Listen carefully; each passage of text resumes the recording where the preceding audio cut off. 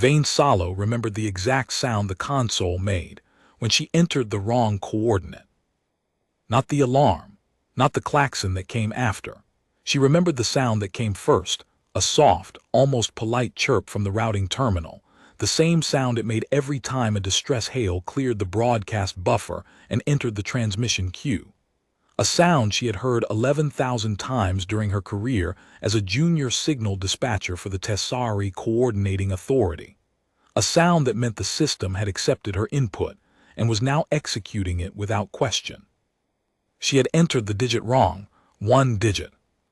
The hail destination should have been sector coordinate 7741 Avra, which was the Tessari 3rd Patrol's standard emergency relay point, where Commander Hask maintained a listening post crewed by 6 officers whose sole job was to receive exactly this kind of signal and dispatch exactly the right response. Instead, Vane had entered 7741 Avra 6, which was not a Tessari relay point. It was not a relay point at all. It was a sector designation belonging to a species whose emergency response protocols the Tessari Coordinating Authority had never studied, because the Tessari Coordinating Authority had no diplomatic relationship with them, no trade agreements, no cultural exchange, and, until 43 minutes from now, no reason to believe they would ever respond to a Tessari signal. The species designation in the routing database was simply human, Terran origin, Sol system, no further contact data available. Vane had not noticed the error for 9 seconds. 9 seconds during which the hail, a compressed emergency packet containing the Tessari mining station, Orlith Castle's atmospheric composition data, structural integrity readings, crew manifest of 412 personnel, and a Priority 1 request for immediate evacuation support, had traveled at the speed of the Tessari subspace relay network through 6 intermediary nodes, and arrived at whatever listening infrastructure the humans maintained in Sector 7741 Avra 6. She had noticed the error on the 10th second when the routing confirmation scrolled across her screen and the sector designation read wrong. Her stomach had dropped through the floor of the dispatch center. She had reached for the recall key. She had pressed it. The console had chirped again, the same polite sound, and displayed, "Recall DENIAD packet delivered to destination node." That was 21 minutes ago. In the 21 minutes since, Vane Salo had done 7 things, and every one of them had made the situation worse. First, she had corrected the coordinate and sent a duplicate hail to the correct destination, Tessari 3rd Patrol at 7741 Avra. That hail was now in transit. Estimated arrival at Commander Hask's listening post, 46 minutes. Estimated response time from Hask's patrol once they received and verified the signal, 2 to 3 hours. Estimated transit time from Hask's position to Orlith Castle Station, 14 hours. Total time from now until Tessari help could reach the mining station, approximately 17 hours. The mining station's atmospheric processor had failed catastrophically 38 minutes ago. Chief Engineer Toral's last report before the secondary communications array went down estimated breathable atmosphere for 412 crew at current consumption rates. 6 hours. 6 hours of air, 17 hours until help arrived. That was the second thing that had made the situation worse, the math. The third thing was the damage report itself. Orlith Castle was a deep-shaft mineral extraction platform operating in the upper atmosphere of a gas giant. It was not in orbit. It was not on solid ground. It was suspended in a narrow band of breathable atmospheric density by 3 structural pylons anchored to nothing but fluid dynamics and the station's own repulsor array. When the atmospheric processor failed, it had taken the primary power distribution hub with it. 2 of the 3 repulsor pylons were now running on emergency reserves.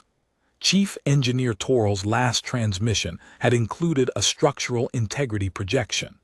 If the 3rd pylon lost power, the station would begin a terminal descent into the crushing pressure layers below. Third pylon reserve power, 9 hours. The math again, 6 hours of air. 9 hours of structural integrity. 17 hours until Tessari help arrived. The station would be dead or crushed long before Commander Hask's patrol got anywhere near it. The fourth thing Vane had done was pull the routing log for the misrouted hail and attempt to determine what, exactly, the humans at 7,741 over 6 had received. She found the answer in the packet header. Everything. The full emergency dataset. Atmospheric composition showing rapid oxygen depletion. Structural readings showing 3 pylons, 2 failing, 1 critical. 412 names on a crew manifest written in a language the humans had probably never seen. And a Priority 1 evacuation request that, because Vane had accidentally sent it to them, now sat in their system as a formal distress hail from a species they had never met, requesting help from a fleet they had never encountered, at a station they could not possibly find.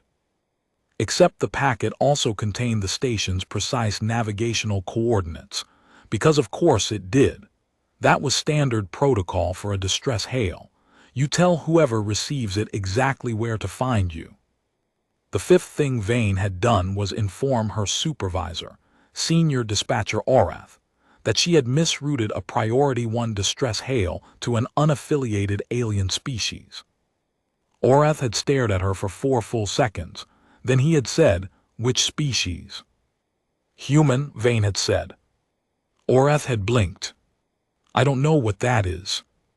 "Neither do I, sir." Orath had pulled the species record from the Coordinating Authority's contact database. It was 3 lines long. Designation, human. Origin, Sol system Terran. Classification, uncontacted. Status, no diplomatic, military, or commercial relationship on file. The entry had last been updated 11 years ago by an automated survey probe that had detected subspace traffic in the relevant sector and flagged it for future follow-up. No one had followed up. The sixth thing Vane had done was ask Orath whether the humans could be expected to ignore the hail. Orath had looked at the 3-line species record, looked back at Vane and said, "I have no idea what they will do. I don't know anything about them. Nobody does." That was the truth. The Tessari Coordinating Authority's entire knowledge of humanity consisted of 3 lines in a database, and a faint subspace traffic signature detected 11 years ago by a machine. The seventh thing, the one happening right now, 21 minutes after the error, was that Vane Salo was sitting at her dispatch console in the Tessari Coordinating Authority's Central Signal Office on Tessari Prime, watching the routing log for Sector 7741 over 6, and seeing something she could not explain. The log showed that the misrouted hail had arrived at its destination node 8 seconds after transmission. That was normal. What was not normal was the entry that appeared 12 seconds later. Packet acknowledged, response initiated. 20 seconds, from receipt to response initiation. 20 seconds. Vane had routed thousands of distress hails during her career. The average acknowledgement time from a Tessari patrol listening post was 4 to 6 minutes. Commander Hask's crew, the best in the fleet, averaged 3 minutes and 40 seconds. That was considered exceptional. 20 seconds was not a response time. 20 seconds was a reflex. "Orath," Vane said, her voice was thin. "The humans acknowledged the hail." Orath came to her console. He read the routing log. He read it again. 20 seconds, he said. "Yes, sir." "That's not possible. Nobody acknowledges a Priority 1 in 20 seconds. You have to read the packet, verify the signal integrity, authenticate the source." They didn't authenticate. There's no handshake in the log. They received the packet and initiated a response. No verification step. Orath stood very still. They're responding to an unverified distress signal from a species they've never contacted. Vane's throat was dry. It appears so, sir. Without knowing who we are. The packet contains our species designation and contact data. But no, they have no prior relationship with us. Oreth sat down in the chair beside her station. He was quiet for a long time. Then he said, "What kind of response?" Vane checked the log. The entry read, "Response type fleet mobilization. Vessel count pending, estimated departure immediate." Fleet mobilization. For a misrouted hail from a species they had never met. Immediate departure. Vane closed her eyes. This was supposed to be a clerical error. One wrong digit. A hail sent to the wrong sector that would bounce off whatever minimal infrastructure the humans maintained and vanish into the noise. Nobody was supposed to respond to it. Nobody should have been able to respond to it that fast. Nobody should have treated an unauthenticated hail from an unknown species as grounds for fleet mobilization. But somebody had. And now there were human ships, an unknown number of them, of unknown capability, crewed by a species the Tessari knew almost nothing about, moving toward Orlith Castle Station. "How far are they?" Orlith asked. Vane ran the calculation. Sector 7740, 1 Avra 6 was closer to Orlith Castle than Tessari 3rd Patrol. Significantly closer.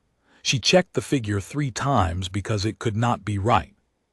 "If they left immediately upon acknowledgement," she said, "and if they maintain standard subspace transit velocity, they will reach Orlith Castle in approximately 4 hours and 30 minutes. 4 hours and 30 minutes. The station had 6 hours of air, 9 hours of structural integrity on the 3rd pylon. The humans would arrive before the air ran out. That should have been good news. That should have been the moment Vane felt relief. Instead, what she felt was a cold, expanding horror, because the humans were arriving in response to a distress hail they were never supposed to receive, from a species they had never met, at a station operated by a government that had no diplomatic relationship with them and no treaty covering first contact under emergency conditions. She had accidentally summoned an unknown alien fleet to a Tessari civilian installation. "We need to contact the station," Vane said. "We need to tell Chief Engineer Toril that help is coming, but it's..." "It's what?" Oreth said. "Help from an alien species nobody has heard of, responding to a signal we sent by mistake. What exactly do you want to tell him?" Vane did not have an answer. "And we need to contact the Tessari Council," Oreth said.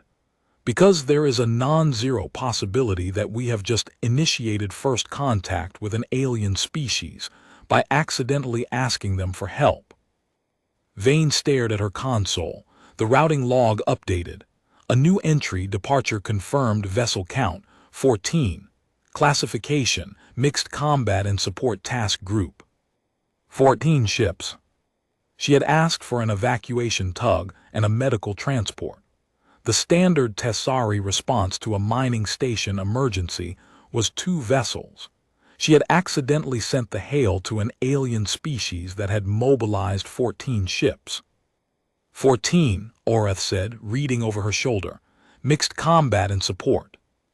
"They sent warships," Vane said. The word tasted wrong in her mouth. "I sent them an evacuation request and they sent warships." "You sent them a priority 1 distress signal showing a failing station with 400 people on it," Oreth said quietly. "They don't know it's a mining platform in a gas giant. They don't know our protocols. They don't know the standard response is 2 ships. They read the signal, they saw 400 people in danger, and they sent everything they had."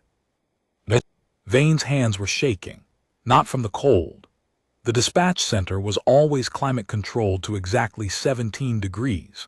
She was shaking because she had spent her entire adult life operating a console whose purpose was to route signals to the correct destination, and she had made one mistake. And that mistake was now bringing 14 alien warships to a Tessari civilian station where 400 people were running out of air. If the humans meant well, they might save everyone. If they didn't, if the warships were there for any other reason, She had handed them the station's exact coordinates, structural vulnerabilities, and a complete crew manifest. The weight of that thought sat on Vane's chest like a stone. She pulled up the original distress packet and reread it, looking at it the way the humans must have looked at it when it arrived on their screens 20 seconds before they mobilized. The atmospheric data would have told them the station was running out of breathable air. The structural readings would have told them the platform was suspended in a gas giant's atmosphere and losing its grip. The crew manifest, 412 names, written in Tessari script that no human translator had ever processed, would have told them that real people were on that station, and the Priority 1 classification would have told them that those people needed help immediately. What the packet would not have told them was why the signal had come to them. There was no explanation in the packet. No note saying this was sent to you by mistake. No context, no diplomatic preamble, no identification of the Tessari coordinating authority's role or status. Just raw data, a station dying, people in danger, coordinates, and an implicit plea. Someone come. And they had come. Without asking who the Tessari were, without asking why they had been contacted, without asking what they would receive in return. They had read the data, and they had mobilized a fleet, and they were now in transit toward a station they had never heard of to help a species they had never met. Vane tried to imagine a scenario in which the Tessari coordinating authority would do the same thing. She tried to imagine a distress signal arriving from an unknown alien species, unverified, from a sector the Tessari had no jurisdiction over, requesting immediate evacuation of 400 people. She imagined the routing log appearing on her screen. She imagined the 20-second response window. She could not imagine it. The Tessari would have verified the signal first. Then they would have authenticated the source. Then they would have flagged it for diplomatic review. Then the review board would have convened. Then the legal department would have assessed liability. Then the council would have debated jurisdiction. And by the time the first Tessari vessel departed, the station would have been dead for days. That was not a criticism of the Tessari. That was the system working as designed. The Tessari coordinating authority was a bureaucracy, and bureaucracies protected themselves by verifying, authenticating, reviewing, and debating. It was safe. It was responsible. It was the correct way to handle signals from unknown sources. It was also the way that let people die while forms were being filled. The humans had skipped every form. The humans had not verified, authenticated, reviewed, or debated. The humans had read the data, seen 400 people dying, and sent 14 ships. The next 3 hours were the longest of her life. The dispatch center operated in shifts of 12 hours. Vane's shift had started at dawn, Tessari Standard Time, and it was now well past midday. The light through the narrow windows of the central signal office had shifted from the pale amber of morning to the flat white of afternoon. Around her, the other 7 dispatchers on duty continued their work, routing cargo manifests, logging patrol check-ins, processing the thousands of routine signals that kept Tessari space organized and functioning. Dispatcher Halling, 2 stations to Vane's left, was handling a backlog of maintenance requests from the orbital drydock at Tessari 4. Dispatcher Mort, across the room, was coordinating a supply convoy reroute around a navigational hazard near the Karash Nebula. Normal work. The kind of work Vane had done every day for 8 years. None of them knew yet. Oreth had not announced the situation. He had fielded the council's inquiry in his office, behind the thin partition wall, and when he emerged he had spoken only to Vane. The other dispatchers knew something was unusual. Oreth standing at Vane's station for extended periods was not normal protocol, but they had not asked. Dispatchers were trained not to interrupt active crisis management. They would learn eventually. Everyone would learn eventually. Vane spent the first hour trying to re-establish contact with Orlith Castle. The station's primary communications array was destroyed. The secondary array was offline. Chief Engineer Torrell had rigged a low-power emergency beacon that broadcast basic telemetry, atmospheric levels, structural readings, pylon status, but could not receive incoming transmissions. The beacon's data updated every 4 minutes. Vane watched the numbers. Oxygen concentration, dropping. Third pylon power reserve, dropping. Crew status, 412, no change. Torrell was keeping everyone alive through what the telemetry data described as a cascading series of increasingly desperate improvisations. At the 40-minute mark, the telemetry showed that Torrell had rerouted power from the station's lighting grid to the atmospheric scrubbers. The entire station was now running in emergency red lighting, but the oxygen depletion rate had slowed by 11%. It bought them an extra 40 minutes of breathable air. At the 1-hour mark, Torrell had sealed off the station's lower mining decks, the largest volume of breathable space, and concentrated all 412 crew in the upper habitation ring. The smaller volume meant less air to scrub, but it also meant 412 people in a space designed for 160. The temperature readings began climbing immediately. At the 1-hour 20 mark, the telemetry showed something Vane did not understand at first. Power consumption on the third pylon had dropped sharply. She checked the structural readings. The third pylon was still operational, but it was carrying less load. Torrell had done something to redistribute the structural stress. Vane could not tell what from telemetry alone, but the pylon reserve timer jumped from 7 hours and 40 minutes to 11 hours and 18 minutes. Whatever Torrell had done, it had given the third pylon nearly 4 extra hours. At the 1-hour 40 mark, the telemetry dropped a line that froze Vane's blood. Crew status 411. Casualty 1.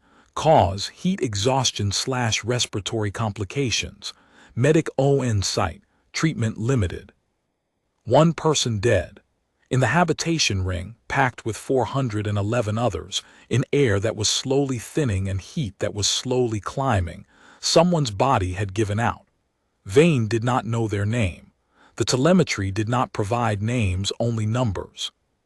The number had changed from 412 to 411, and somewhere in the upper decks of Orlith Castle, a person had stopped breathing, and a medic with failing equipment and dwindling supplies was making the decision that there was nothing more to be done.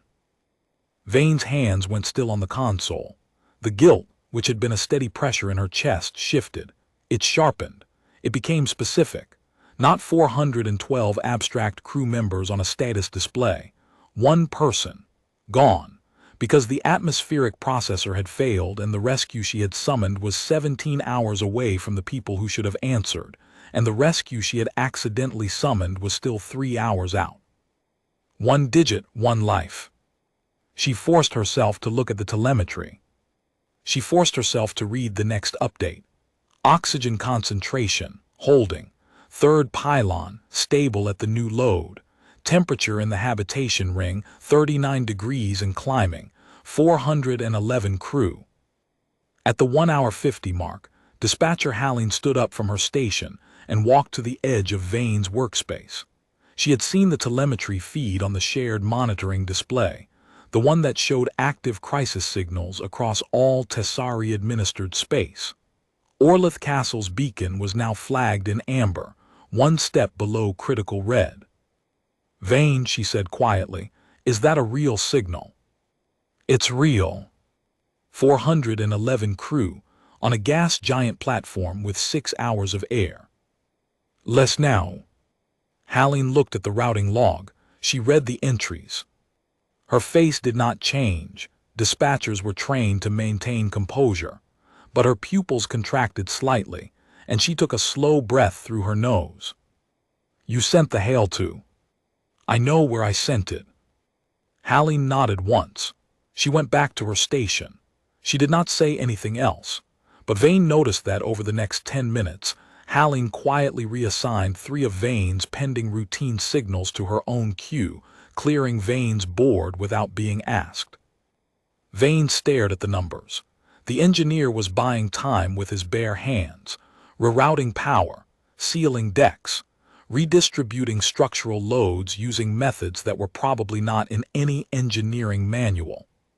411 people were alive, because one man was solving impossible problems in the dark with failing equipment, alone, while the station slowly sank toward the crushing depths of a gas giant's atmosphere. And help was coming, but the help that was coming was wrong. It was the wrong species from the wrong sector responding to the wrong signal, and it was Vane's fault. At the 2-hour mark, the Tessari Council's Office of External Relations sent a formal inquiry to the Central Signal Office, asking whether a distress hail had been routed to an uncontacted alien species. Oreth handled the inquiry. Vane heard his side of the conversation through the thin partition wall of the dispatch center. His voice was calm, methodical, and lacked every trace of the quiet panic she could see in the set of his shoulders. Yes, a routing error had occurred. Yes, the species was uncontacted. Yes, they had responded. Yes, they had mobilized 14 vessels. Yes, they were en route to a Tessari civilian installation. No, there was no way to recall them because the Tessari Coordinating Authority did not have a communications channel to hail them. No, there was no known protocol for this situation because there had never been a situation like this. The Council's Office of External Relations requested that the Central Signal Office provide a full incident report within the hour. They also requested Vane's personnel file. Vane heard that part through the wall. She understood what it meant. When this was over, however it ended, there would be an inquiry. She would be the subject of it. One wrong digit, entered by one dispatcher, leading to first contact with an unknown species under emergency conditions. The kind of error that ended careers. The kind of error that entered textbooks. She went back to watching the telemetry. At the 2-hour 30 mark, the atmospheric readings from Orlith Castle stabilized. Oxygen concentration had stopped dropping. It had not increased. The scrubbers were running at maximum capacity and merely holding the line, but the decline had stopped. Toril had found equilibrium. The station had roughly 4 hours and 20 minutes of breathable air remaining at current consumption. The human fleet was estimated to arrive in approximately 2 hours. At the 2-hour 40 mark, the crew count dropped again. Crew status, 410. Vane did not close her eyes this time. She read the number and she held it. 2 people dead. 3 hours and 40 minutes of breathable air remaining. Temperature in the habitation ring, 41 degrees.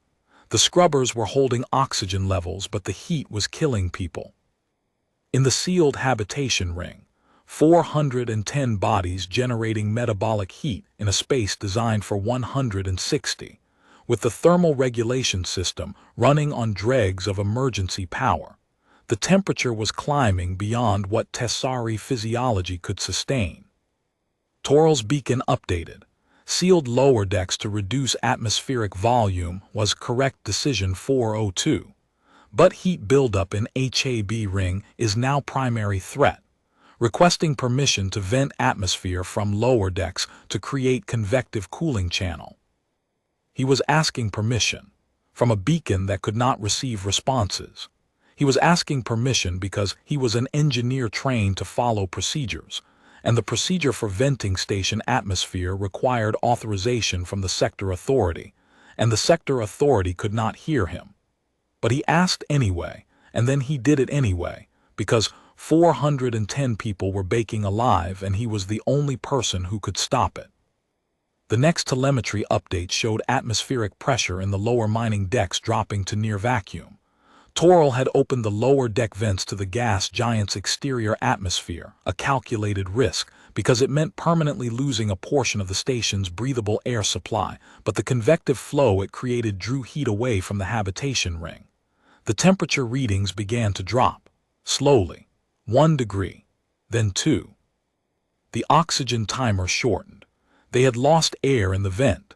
What had been 3 hours and 40 minutes was now 3 hours and 10 minutes. Tighter margins, thinner margins, but the temperature was dropping and 410 people had stopped cooking. They were going to make it. The timing was going to work.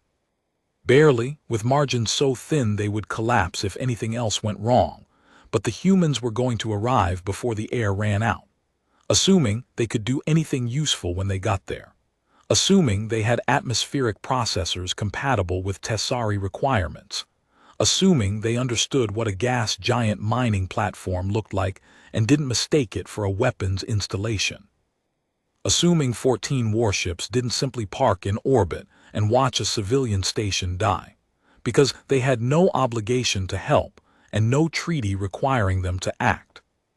Vane's imagination provided her with 12 different ways the humans could arrive and still fail to save anyone, and she cataloged each one with the mechanical precision of a dispatcher who had been trained to think in worst-case scenarios. At the 3-hour mark, Oreth came back to her station. He had a cup of cooling tev in his hand, the Tessari equivalent of tea, bitter and dark, and he set it beside her console without comment. He stood beside her and watched the routing log. The Council has dispatched a diplomatic liaison to Sector 7741 Avra 6, he said. Ambassador Kessin, she's 6 hours out. She'll arrive after the humans do. What's she supposed to do? Establish contact, open a dialogue, thank them if they helped, negotiate terms if they didn't, he paused. And determine whether we've accidentally started an interstellar incident. Vane took the tev. It was cold. She drank it anyway. There's something else, Oreth said. I pulled the subspace traffic analysis from 11 years ago, the automated survey probe that detected human activity in that sector.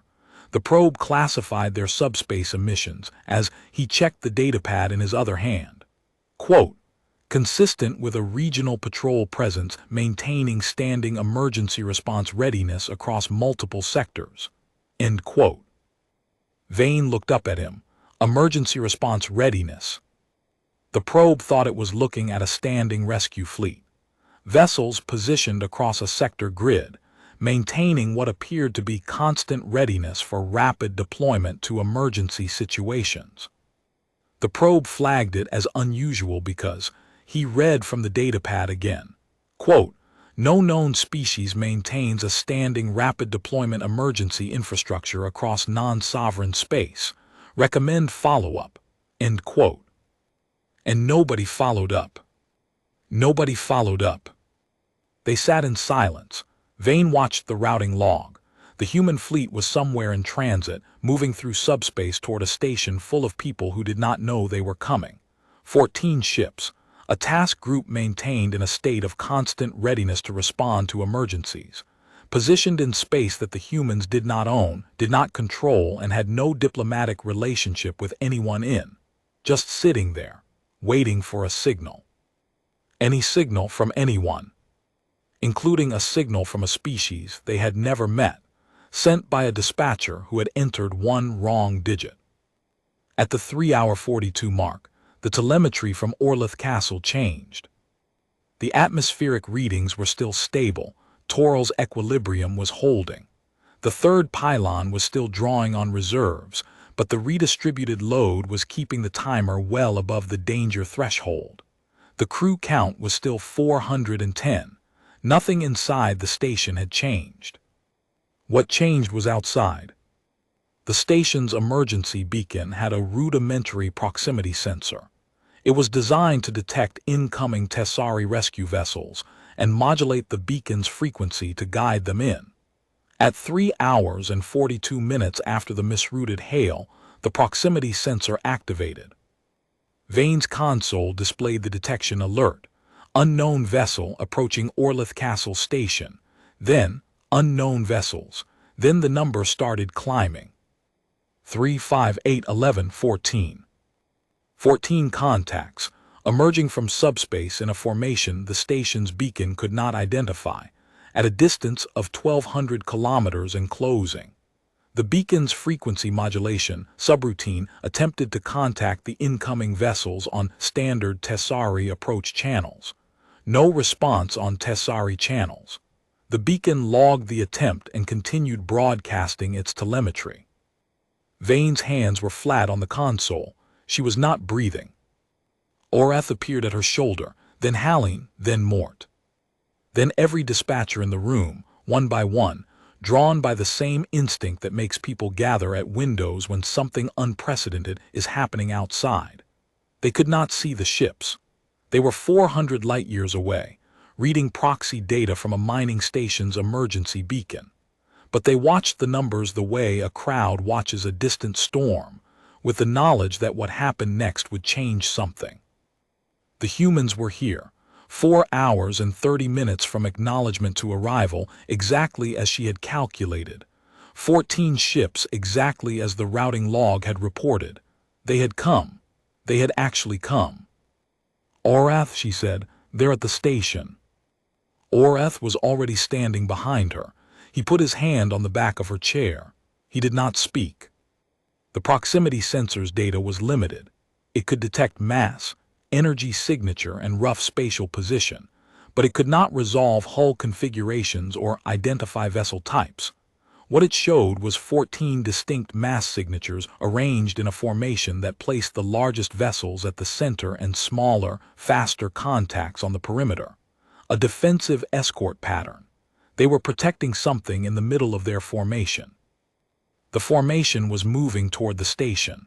Slowly, deliberately, not aggressive, not threatening, approaching the way you approach something fragile when you can see it is about to break. Vane watched the proximity data update. The 14 contacts were decelerating. They were matching the station's drift rate. Orlith Castle was sinking, imperceptibly slowly, as the third pylon's reserves fed the repulsor array and the gas giant's atmosphere pressed upward. The human ships were adjusting their approach to account for the station's descent. They had read the telemetry. They understood the platform was sinking. They understood. That was the moment the cold horror in Vane's chest began to change shape. Not into relief. It was too early for relief, and she did not trust it, but into something adjacent. Something that felt like the first breath after a long dive, when your lungs burn and you aren't sure you'll reach the surface. And then you do, and the air tastes like nothing you've ever known. The beacon's telemetry feed updated. A new entry appeared, one that the emergency beacon's limited processing power could barely interpret. External communications detected NONTESSARI protocol, attempting translation. The humans were trying to talk to the station. They were broadcasting on a frequency the beacon had never been programmed to recognize, using a communications protocol that existed in no Tessari database, in a language that the beacon's rudimentary translation subroutine had no reference files for. But they were trying. They had arrived at a station belonging to a species they had never met, in a gas giant's atmosphere with 400 people running out of air, and the first thing they did was try to talk. Vane found herself leaning forward, as if she could hear the human transmission through 400 light-years of space and 3 layers of subspace relay. She could not. She was sitting in a dispatch center on Tessari Prime, watching numbers on a screen. But she was watching the numbers the way a mother watches a surgery through the operating room glass, unable to act, unable to help, unable to do anything except be present for whatever happened next. The beacon logged a second attempt, then a third. The humans were cycling through frequencies trying to find one the station could receive, methodical, patient, not panicked, not retreating, just trying every channel they had one at a time, waiting for a response. On the 5th attempt, something happened. The beacon's translation subroutine flagged a partial match. The human transmission contained structural elements consistent with a universal mathematical greeting, a sequence of prime numbers, followed by basic identification data, followed by what the subroutine interpreted as an offer of assistance. They were introducing themselves to a dying station in a language nobody spoke, using mathematics as a bridge. And embedded in the mathematics was a single concept that the subroutine could parse with reasonable confidence. We are here. We heard your signal. We are here to help. Chief Engineer Torrell must have received it because the beacon's data feed changed. A new line appeared in the telemetry, entered manually in Tessari Standard. Station acknowledges external contact. Identity unknown. Assistance accepted. Atmospheric failure critical. 410 crew, please advise. Torrell had typed it into the emergency beacon's manual input terminal. 4 lines. No questions about who the humans were. No demands for identification. No protests about jurisdiction or protocol or the fact that these were alien warships hovering above his station in the atmosphere of a gas giant. He had 410 people running out of air, and someone had arrived and he had typed, "Please advise." Vane's vision blurred. She blinked. Her eyes were wet.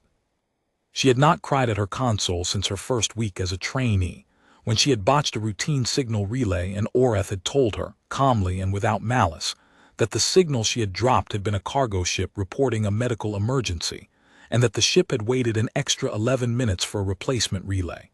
Nobody had died. Nobody had even been seriously harmed. But Vane had cried at her console, and Oreth had let her, and then he had shown her how to do it correctly. That was 8 years ago. She was not a trainee now. She was the dispatcher who had accidentally summoned an alien fleet to a Tessari civilian station, and the fleet had arrived, and they were trying to help, and she could do nothing but watch. The telemetry updated again. The beacon's proximity sensor showed that 4 of the 14 contacts had broken from the main formation and were approaching the station at close range. Very close range. The kind of close range that meant they were going to dock or attach or somehow make physical contact with the station. The crew count updated. Crew status 410. No change. Nobody else had died while the humans were trying to talk. Then the atmospheric readings changed. Not all at once. Over the next 12 minutes, the oxygen concentration inside Orlith Castle Station began to rise. Vane checked the numbers, checked them again, checked them a third time.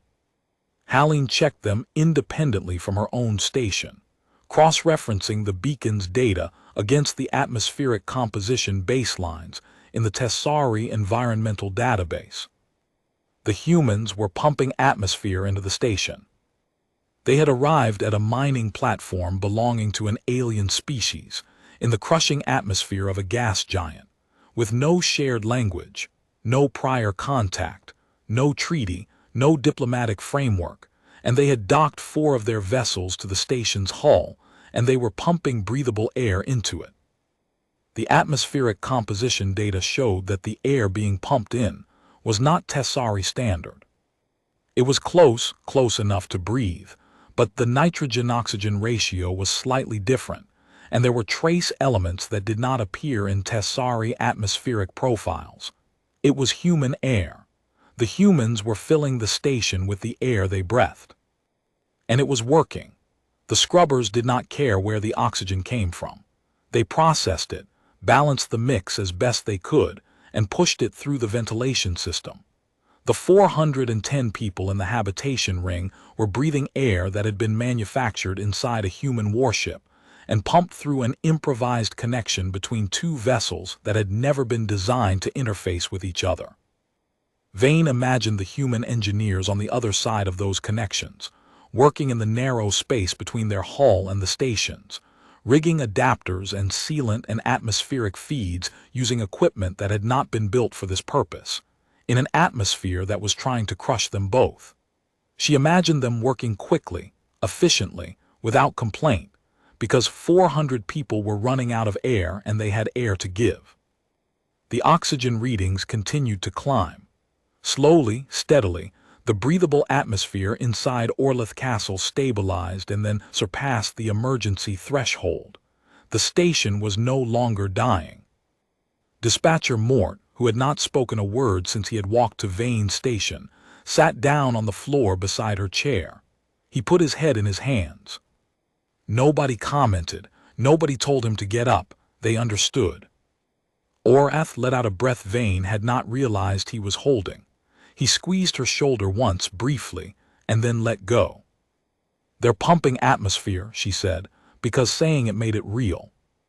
"I see it. They're giving them their own air." "I see it, Vane." She stared at the numbers. The guilt was still there, it had not left, and she suspected it never would entirely, but it was no longer the only thing in her chest. Alongside it, pressing against it, reshaping it the way water reshapes stone, was something she did not have a professional term for. It was not gratitude because she was not the one being saved. It was not relief because the situation was far from resolved. It was closer to awe but quieter. It was the realization that she had made the worst mistake of her career, and that the mistake had landed in the hands of people who had chosen, without hesitation, without treaty, without obligation, to turn her error into a rescue. The telemetry continued to update. Over the next 2 hours, the human fleet did things that Vane documented with the meticulous precision of a dispatcher who understood that this routing log would be read by the Tessari Council, the Office of External Relations, the Incident Review Board, and probably every signal routing academy on Tessari Prime for the next 50 years. The 4 docked vessels stabilized the station's atmosphere. The oxygen readings held steady. Temperature inside the habitation ring began dropping toward tolerable levels as the human vessel's cooling systems interfaced with the station's overtaxed thermal regulation network. 3 more vessels moved to the station's structural pylons. The proximity sensor showed them positioning themselves beneath the platform, in the gas giant's atmosphere, adjusting their own thrust output to supplement the failing repulsor array. They were holding the station up. 3 human warships, using their own engines, acting as improvised structural supports for a Tessari mining platform in the crushing atmosphere of a gas giant. The 3rd pylon's reserve timer stopped counting down. With the human ships supplementing the repulsor load, the pylon was no longer draining its reserves. It was holding steady. The station was no longer sinking. The remaining 7 vessels maintained a perimeter around the station, not a threatening perimeter, a watching one. The formation was outward-facing. They were not watching the station. They were watching the space around the station, watching for threats, guarding it. 14 ships, 4 pumping air, 3 holding the station up, 7 standing guard, every vessel tasked, every vessel working. No ship idle, no ship waiting for orders. They had arrived and they had immediately begun solving every problem the station had simultaneously as if they had rehearsed it, as if saving a dying station belonging to a species they had never met was something they had trained for. Orath said very quietly, "They do this." Vane looked at him. "What?" "This is what they do. The survey probe from 11 years ago, emergency response readiness across non-sovereign space. This is what that looks like. They position themselves in sectors they don't own and they wait for someone to need help. And when the call comes, they already know what to do." Vane looked back at the telemetry. The oxygen readings were stable. The temperature was dropping. The station was no longer sinking. 410 people were breathing air manufactured inside human warships and pumped through connections that hadn't existed 2 hours ago. "We didn't even send them the right signal," she said. "We sent them a misrouted hail with no context, no treaty, no diplomatic framework. We didn't even tell them who we are." "And they came anyway," Orath said, "with everything they needed." "How do you prepare for everything when you don't know who's going to call?" Orath was quiet for a long time. Then he said, "You prepare for everyone." At the 5-hour mark, the telemetry showed something new. The beacon's proximity sensor detected movement inside the station's docking bay, movement that had not been there before. The mass signatures were small, inconsistent with Tessari crew, human signatures. The humans had entered the station. Vane's heart hammered. This was the moment. If the humans had hostile intentions, this was when it would happen. They were inside the station now. They had access to everything. The beacon's manual, input terminal updated. Toral's handwriting again. External personnel have boarded via DOCKING port 7. 4 individuals. Carrying equipment. Medical and engineering TOOLS. They are attempting to repair the primary power distribution hub. They do not speak our language, but they are pointing at things and waiting for ME to nod. Vane read the entry 3 times, pointing at things and waiting for me to nod. The humans had boarded a station belonging to an alien species they had never met.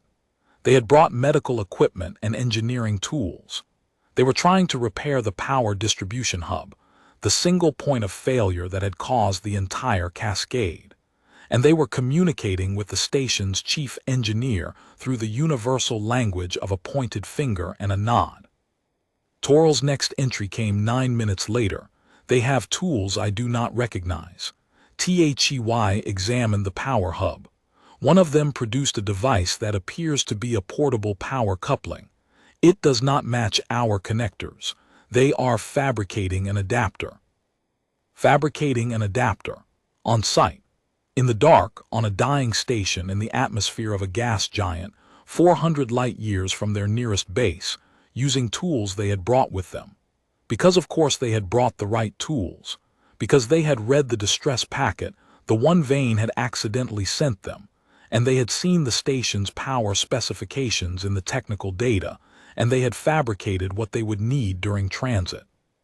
During the 4.5 hours it took them to get here, they had been preparing. 20 seconds to acknowledge the hail, 4.5 hours of transit, and during every minute of that transit they had been working, reading the data, fabricating adapters, preparing atmospheric feeds, planning the approach, assigning each ship a role, 14 vessels, each with a task, arriving ready to execute a rescue plan they had built from scratch using data provided by a dispatcher who had typed one wrong digit. The telemetry continued. The crew count held at 410. 2 people lost. Vane had their number but not their names. The beacon's telemetry did not transmit names, only counts. She would learn the names later in the incident report. She would learn them and she would carry them. Over the next 90 minutes, the human engineering team, 4 individuals, working alongside Chief Engineer Toral, restored partial power to the primary distribution hub. The station's lighting came back online in the habitation ring. The atmospheric scrubbers shifted from emergency reserves to hub power, tripling their capacity. The oxygen readings climbed again. The temperature stabilized.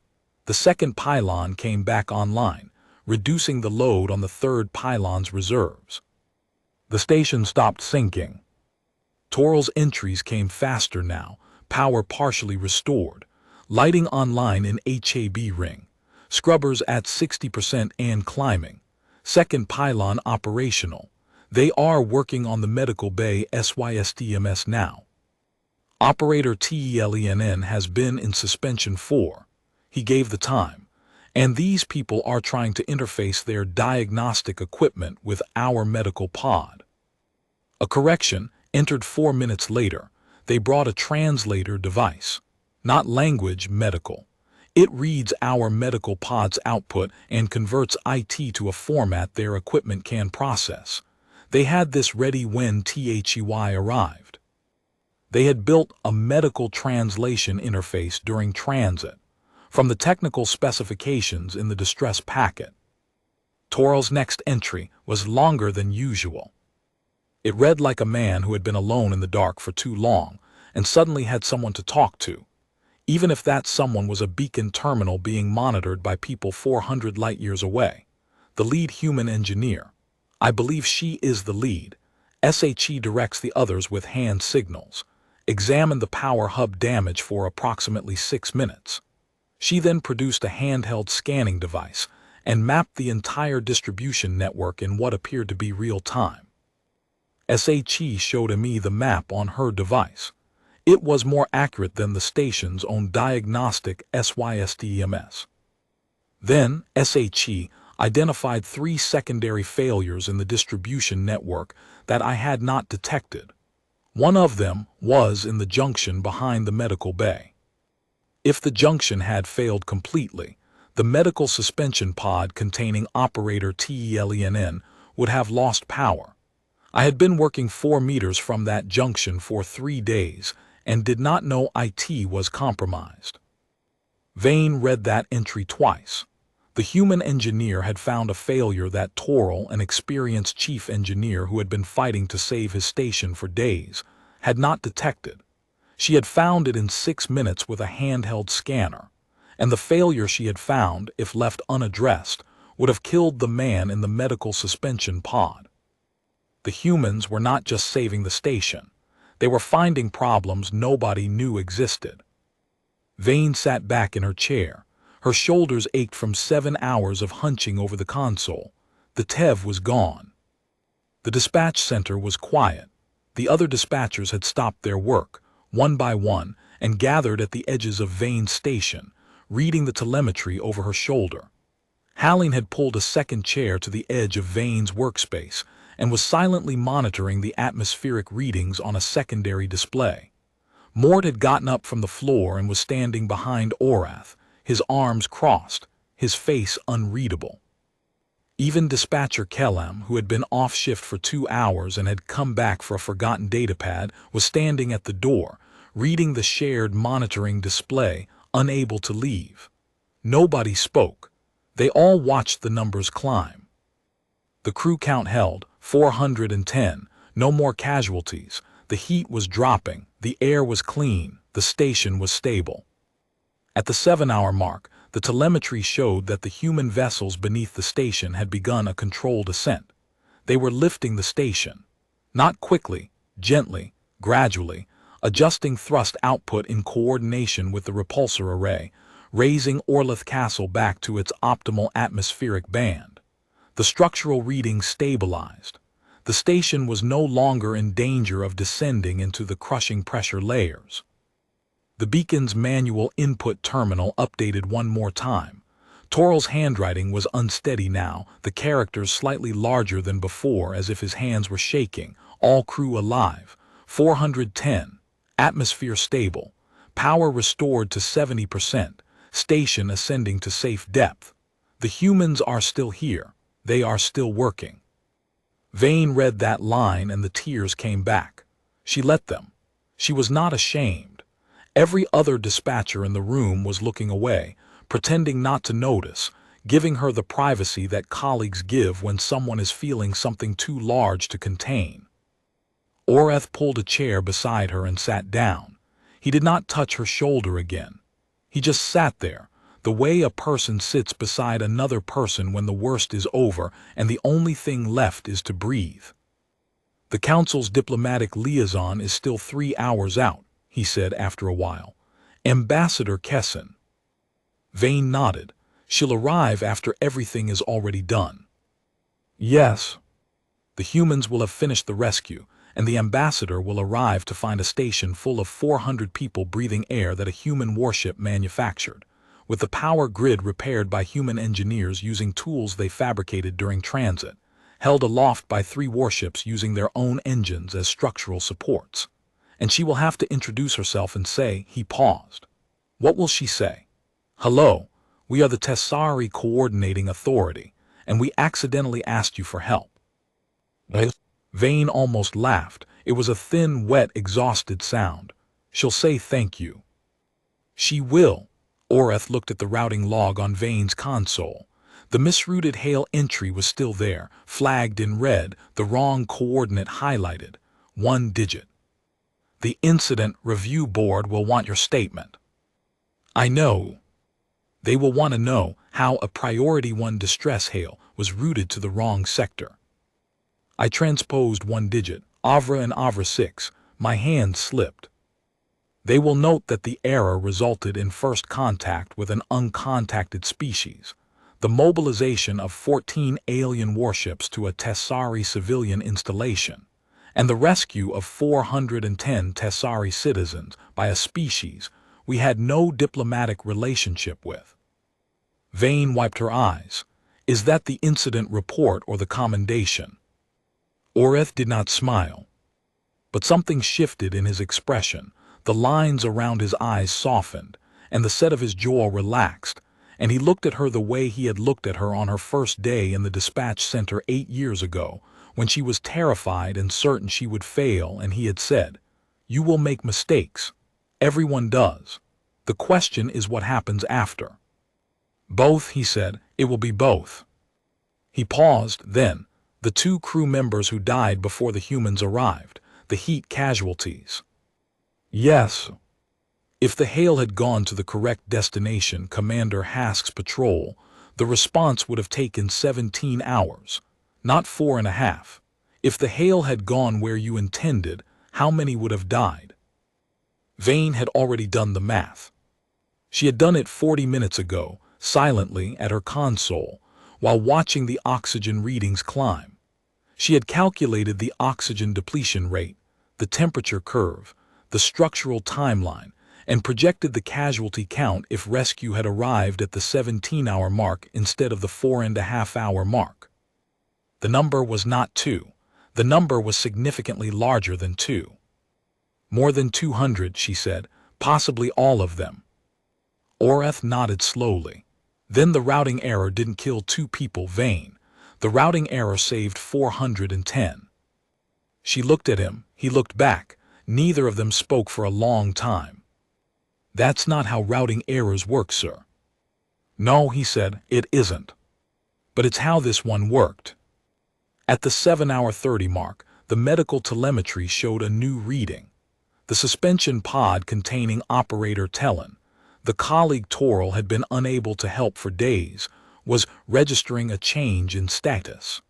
The human medical team had connected their diagnostic interface to the pod and was running treatment protocols.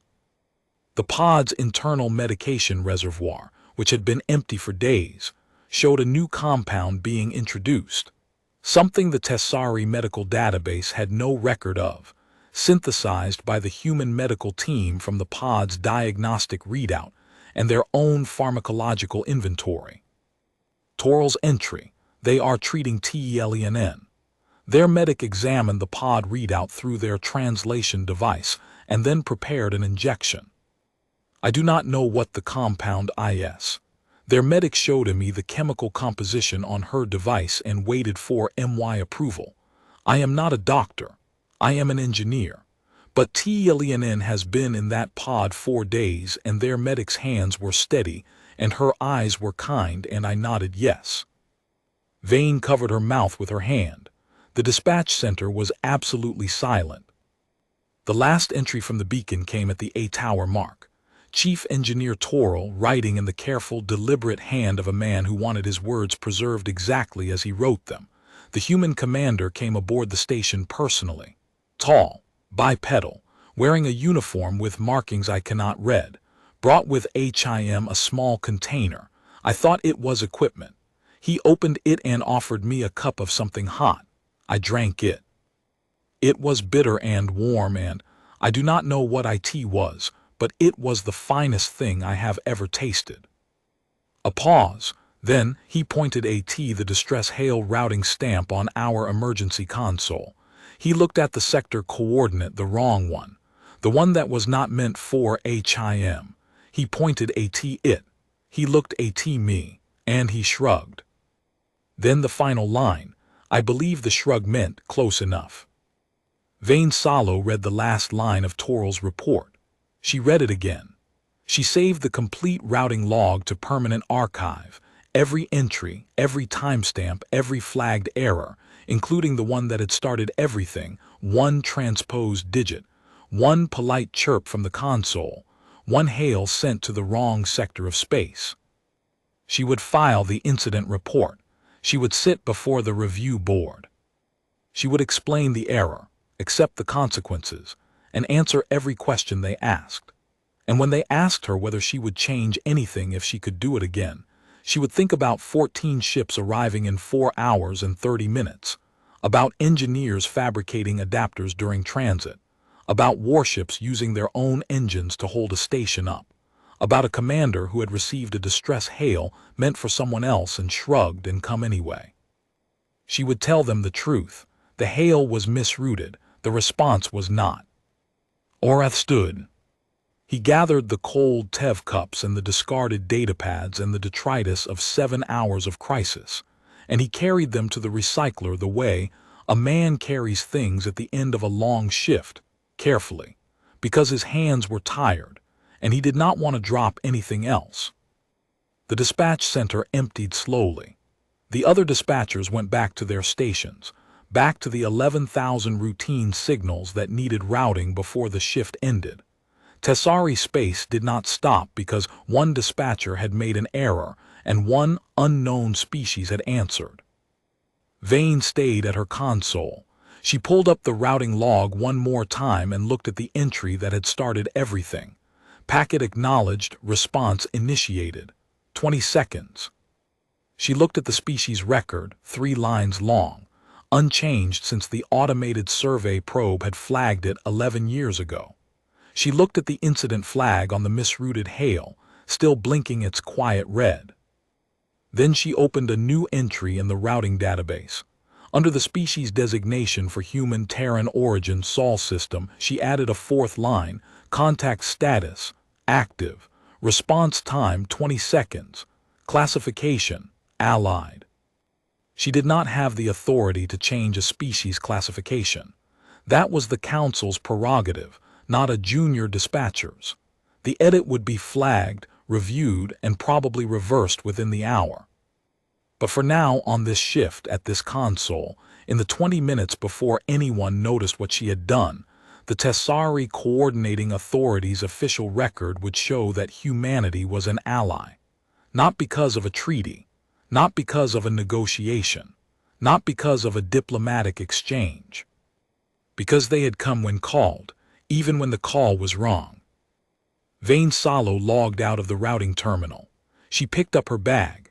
She walked to the door of the dispatch center, paused, and looked back at her console one last time. The screen glowed softly in the climate-controlled dimness, displaying the routing log, the telemetry archive, the incident flag, and the single unauthorized edit that she had just committed to the permanent record. Then she turned off the light and went home. The routing discrepancy would be filed in the morning.